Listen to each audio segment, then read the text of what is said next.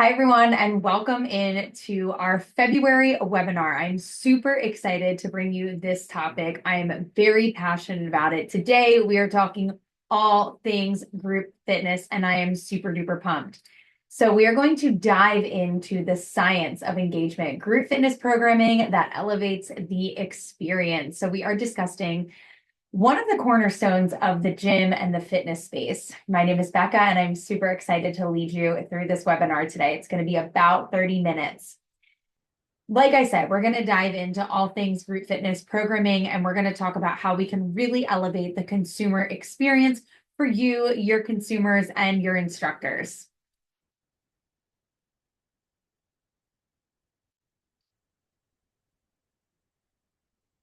A few housekeeping things before we jump on in. This is an on-demand webinar. It's asynchronous, so feel free to pause, take notes, or rewind at any time if you miss something. Also, there are outlined chapters, so if you want to revisit any of the content, you can easily scroll through.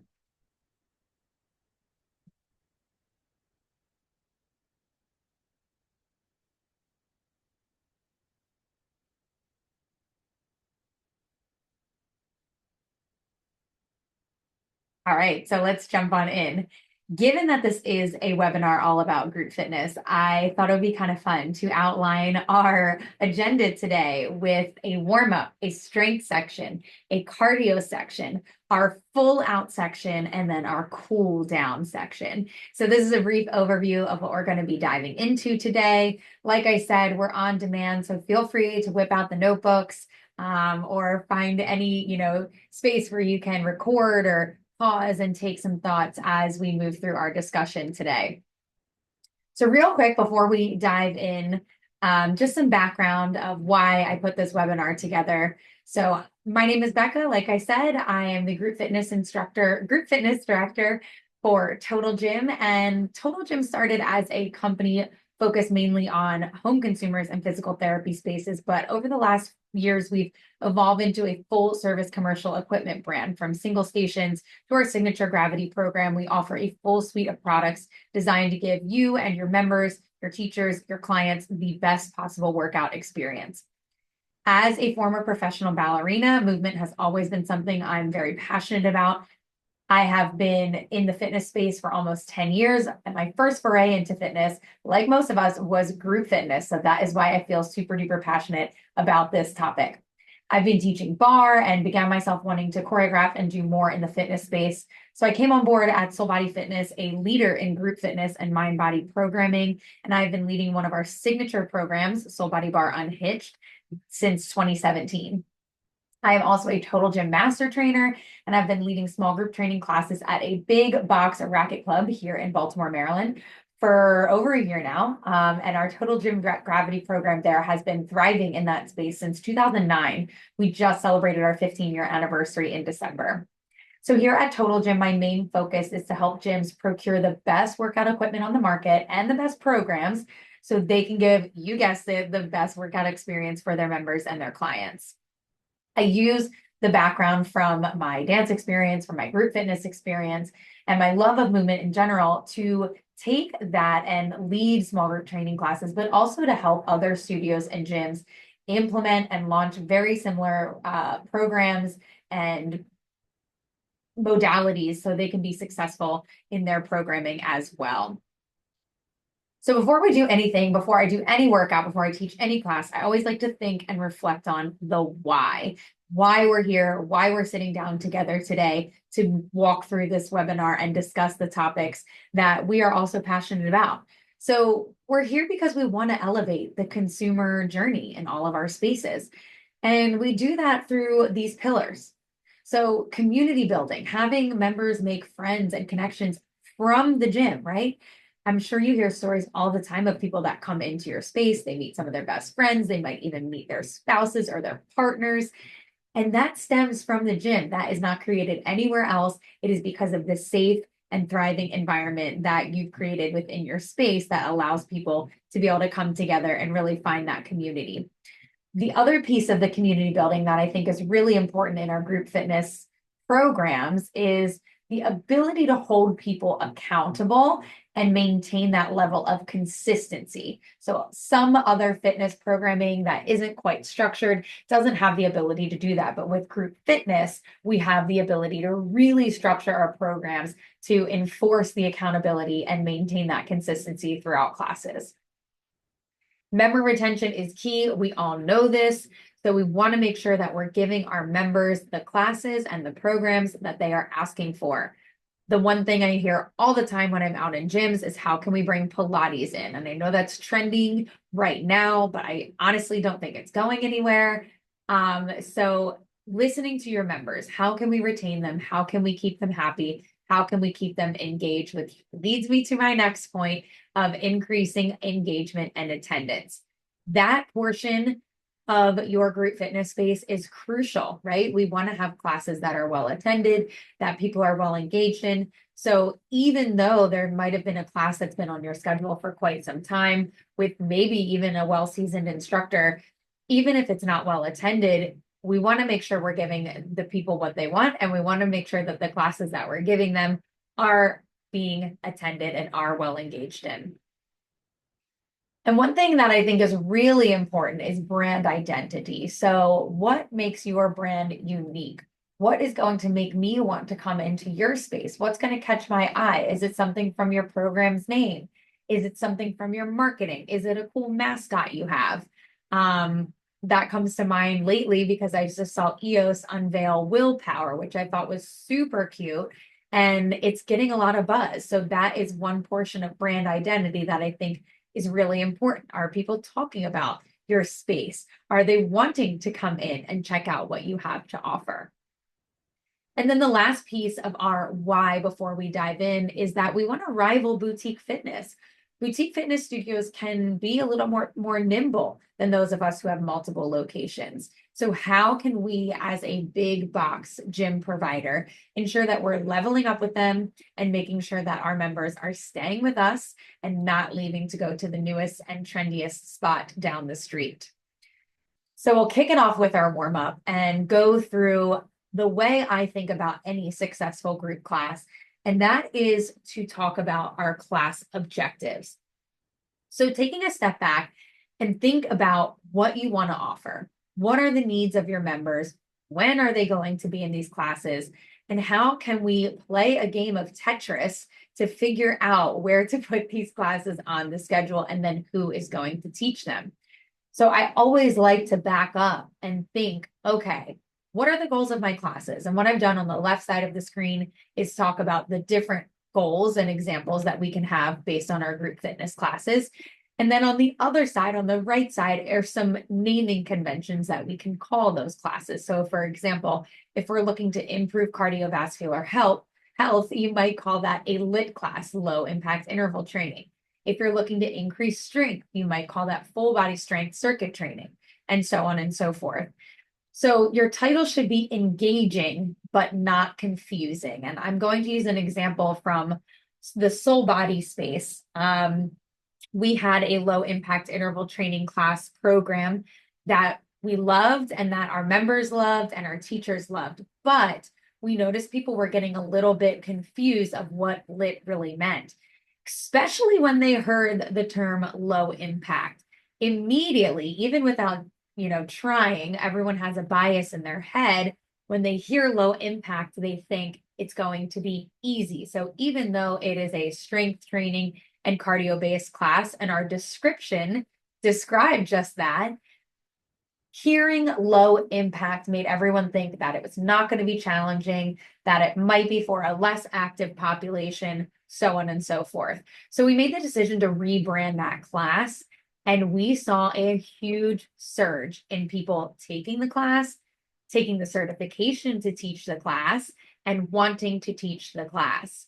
So think about those naming conventions. You want them to be catchy and buzzworthy and stand out on your schedule, but you don't want them to be so confusing that people don't know what you're talking about. And I just, dropped some other examples there. I always love a play on alliteration. I think that can be very catchy and can help people remember what class they're attending and what they're going to. And I also feel like it just makes sharing super duper fun. So when you're thinking about, engaging new members outside of your space, how can we do that? Through word of mouth, through our members who are already in the gym, and through them posting on their social media, etc. So if you have a very simple naming convention, say, I'm going to breathe and bask on Saturday morning, maybe that's your answer to a wind down and breathe and stretch class. That makes it really buzzy and easy for your members to share about it and talk about it with their friends and family, then with the goal of getting those new people into your space.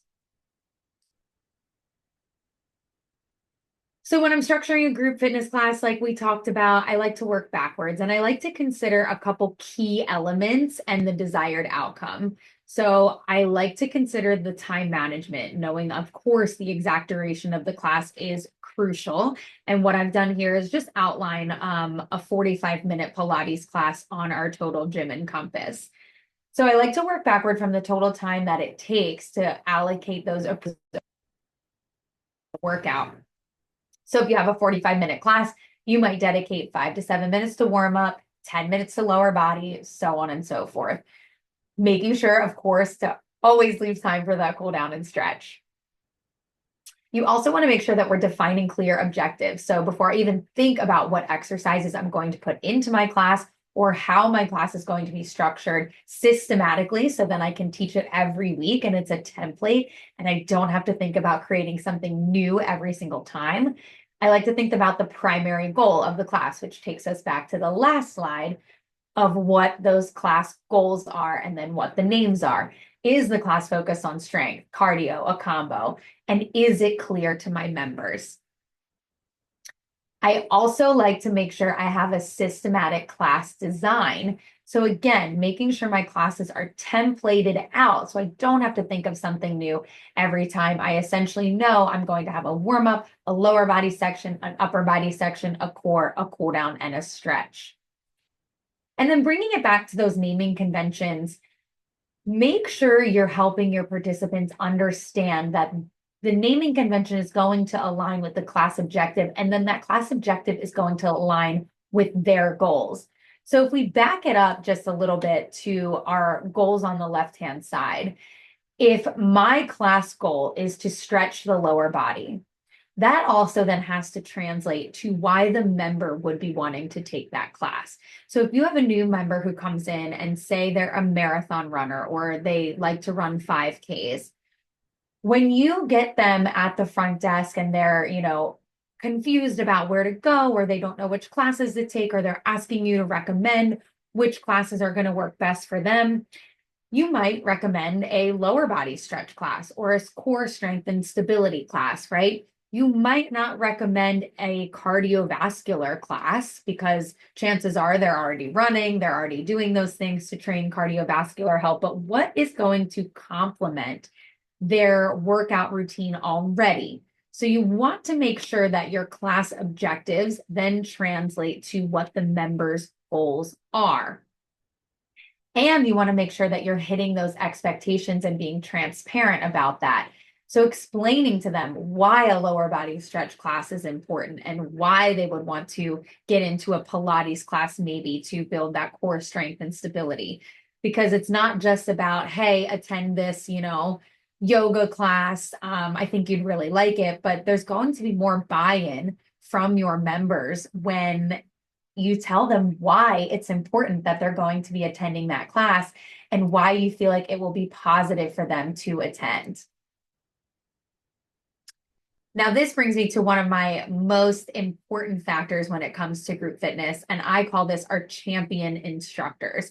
So when you think of the word champion, you think of an all-star, a rock star, someone that is going to be the brand that you have. And generally, this person has a contagious energy. So you want obviously someone who's super passionate and motivational, but someone who has that energy that's going to be engaging for the participants in their group fitness space.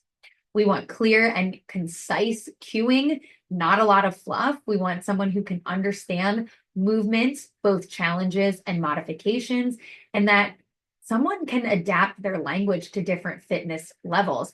I always call this reading the room. So when, my classes vary, and there are times when I'm teaching a class and they're just not understanding what I'm saying, or maybe they're tired that day, or we need to simply pivot.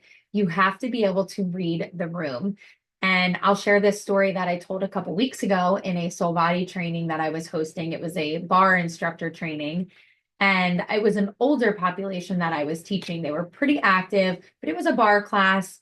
And I taught for about a month until one of the ladies finally came up to me and said, we really don't like to get on and off the floor multiple times. And I didn't even think about that. And I pivoted my programming a little bit. So once we were down on the mat towards the end of class, we stayed down on the mat. But it was a huge game changer. And I noticed they had a better experience in my class. And then they told their friends, and my classes grew. So reading the room is super duper important. Also, understanding the anatomy and physiology and why we are doing the exercises we are doing and how to lead safe and effective workouts, while also assessing and addressing individual needs. And depending on your class size, this can be more challenging. But if you have a smaller group training class, you might really be able to get into that individual small group aspect of what that person is looking for when they come to your class. And then building that rapport and creating a positive and supportive environment. So, with that person who comes into your class, you want to make sure that the instructor is charismatic and energizing, but you also want to make sure that they can connect with the participant, both in and, in my opinion, outside of class too.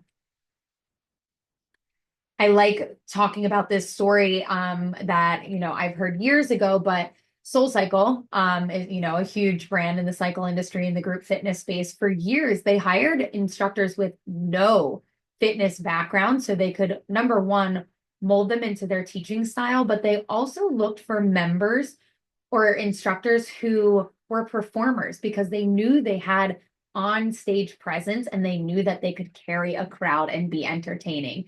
Because at the end of the day, no one wants a boring instructor. So how can we as gym owners, managers, and leaders ensure that we're getting the best talent in our space? And I really think it has to hit on these 3 points: development, an enriching environment, and recognizing and reward talent when we see them doing amazing things. So as far as development goes, we want to think of continuous learning. How can we support our instructors to make sure that they're getting the professional development that they need? Is it certifications? Is it additional workshops and maybe sponsoring them to go to conferences? Is it mentorship programs? Depending on what track they see themselves in the fitness space, if you have someone who's super passionate about this space and you want to keep them happy, maybe you pair them up with another well-seasoned group fitness instructor. Maybe you pair them up with someone on the leadership side, or maybe it's on the facility side of the gym, because there's a lot of different sides of the house when it comes to running a gym. So depending on where that instructor wants to go with their career, I would pair them up with a mentorship or a mentor program where they can have different tracks. You also might want to think about in-house training for any specific leadership opportunities you have or any specific programs you have, and then performance reviews. I am very big on always assessing and reassessing what is working and what's not working. As far as the environment goes, I think there's a couple things that can make it really, really successful. And I think back to some of the spaces and gyms that I've worked at. And what I always really value is open communication between instructors, between management, between my peers. Teamwork and collaboration is huge. I'm a big proponent of team teaching and fusion classes. So, for example, if there's an instructor who's absolutely crushing it, and then maybe an instructor who needs a little bit of help building up their classes, how can we pair those two together? Maybe create a fusion experience on the schedule monthly or bi-weekly to help build each other's classes up. And then recognizing and appreciating everything that they're doing. So whether it's verbal praise, written notes, small rewards, anything that really, makes that impact of creating that environment where people feel valued and they feel like they are a part of that team atmosphere. They know that their hard work is appreciated, I think is really, really important. And it's a surefire way to ensure that your instructors will be happy and will stick around, because let's be honest, this is a competitive market. And if you don't have maybe a contractual agreement, your instructors can teach in different spaces, but how do you ensure that your space is the one that they really want to come to and that they feel passionate about building and keeping their teaching at? So aside from the instructor, when we think about the programming and the group class itself, we want to make sure that we're creating that variety, keeping members engaged and doing things that keep it exciting and fresh. Because the same classes week after week can become a little monotonous and a little bit boring, both for the instructor and the participant. So when you introduce that variety into your classes and your formats, via challenges, music, maybe some new programming and exercises. It keeps everyone motivated and engaged. And I highly recommend catering to different preferences. Not everybody enjoys the same type of workout. So offering a mix of workouts of yoga and high intensity and strength and Pilates and dance fitness is highly, highly encouraged to make sure that your members are getting the variety that they're looking for. It also will help them not plateau. So the body adapts to repetitive exercises and variety challenges the muscles in different ways. So we can prevent those plateaus. We can make sure that they are seeing and feeling the goals that they want from your space and from these group fitness classes. So some other suggestions too that can optimize some of those physical and mental benefits from coming to group classes and keeping it fresh is making sure your classes are targeting different muscle groups, improving multiple aspects of fitness. So maybe focusing on different fitness components like endurance, strength, flexibility, balance, or coordination. And then maybe introducing some functional fitness as well. This is something that is super trending in the market right now. And it's something that I really enjoy and I really enjoy teaching. And I think members really enjoy hearing because when you can translate what you're doing into a group fitness class into everyday life, they're more likely to see and feel the benefits and want to come back for more. So when you're thinking about building and implementing your classes, there are a couple things that I want us to keep in mind. And number one is understanding your member needs and preferences. So conducting surveys, observing and paying attention to which classes are doing great and which ones maybe not so much. Maybe having some focus groups in a small setting to allow for open discussion and reveal some valuable insights that you might not know were out there. If you wanted to keep it anonymous, you can do some feedback boxes or online platforms, or instructor input. Your instructors are your boots on the ground and they're going to be hearing different things from the members as well. So don't be afraid to ask them of what they're seeing, how they're feeling, how their classes are doing, what the energy is like in the space. When you're building out your classes too, I highly recommend creating a diverse and progressive schedule. So we talked about variety. We know offering a mix of classes is super important, but also a progressive overload of classes. So when I think of progressive overload, I think about it in my strength training programs, but it also applies here too. So you want to offer a variety of classes at different intensity levels to allow your members to gradually increase the challenge as they progress. This brings us back to the plateau point of if you're not offering those progressive platforms, then they're just going to stick with one class and they might not see the outcomes that they want. So consider offering some introductory, intermediate, and advanced versions of your popular classes. And then I highly recommend doing some theme classes and events. Artist themes are really fun. I know they're super popular in the cycle space, but you can offer them within any format as well. I've done it in bar classes, in yoga classes, and they've all been so much fun. So, for example, doing XYZ instructor versus ABC or XYZ artist versus ABC artist, pairing them together, having your playlist flip-flop, it can be a really fun opportunity and create some additional buzz and marketing for your programs. Which brings me to marketing your programs. So when you are thinking about marketing your programs, your class titles are super important, yes, but we want to ensure that you are multi-channel marketing. So using your social media, using your website, in-house promotion, displays, posters, flyers, digital signage, and then free trial classes are as well. Those are going to be surefire ways to ensure that people are getting into your classes, seeing what you're doing. And the best way to get someone excited and into a class is to have them try it for free. Usually at that point, they make a friend in the class and then they're hooked, and that accountability kicks in. And all of a sudden, you've got a regular class goer on your hands. So finally, the class vibe and why I think this is so important. This brings us to our cool down section of the presentation. But there are three things that I want to keep in mind when it comes to setting your class vibe. And on my screen are four of some of my favorite studios from all over the world of some of our Total Gym Gravity spaces. But in these spaces and in the spaces that I teach in and the spaces that I see thriving in the Group X space are using awesome music. Let's be honest, we've all seen the surveys. Music matters a lot. The right music can make or break your class. It should match the energy of the workout, the style, and it should be something that people enjoy listening to. Consider your audience's preferences and do not be afraid to mix it up and throw in something fun.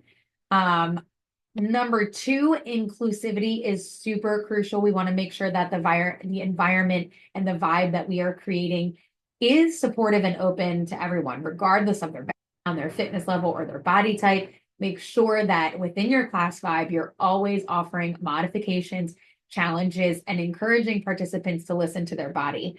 Something that I always like to say is, this is not my class, this is your class. I'm here to guide you. You take what you need from this experience today. In my yoga class, sometimes I say, if you just need to come in here, sit in a child's pose and listen to the music for 45 minutes, great. If you really want to push the boundaries today, also great. So make sure you've got that inclusivity for everyone. And then as we're on the topic of class vibes, these spaces are all our gravity training spaces. So the beautiful thing about gravity training and training on our Total Gym and Compass is that you can do this anywhere in any space because these machines fold up.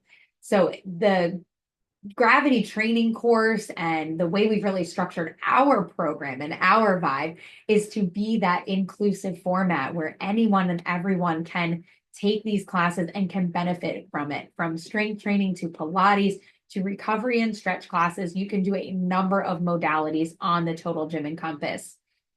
There is a training course that is completely asynchronous, very similar to this webinar, where instructors can get certified. And right now we have an all-encompassing course, but coming soon, we are going to have a Pilates specific course coming out.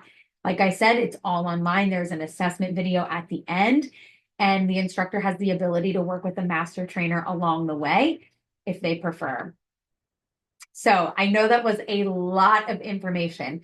And we all know why people get hooked on group fitness. It's not just exercise, it's about feeling connected and getting real results. So there's actual science behind what makes a class awesome. And when we get it right, it's super magical. So it's not just a workout, it's an experience that people love and keeps them coming back for more. It's building community and helping everyone reach their goals together. So if you're ready to create classes that are more than just exercise, classes that are truly engaging and transformative, I'd love to chat with you and dive deeper into this and help you build something amazing. So book some time together if you'd like to dive a little bit deeper in here. Here is all my contact information. I would love to chat all about your group fitness programming and how we can make it super successful during this upcoming year. So if you have any questions or feedback, please reach out to me, and I look forward to talking with you soon.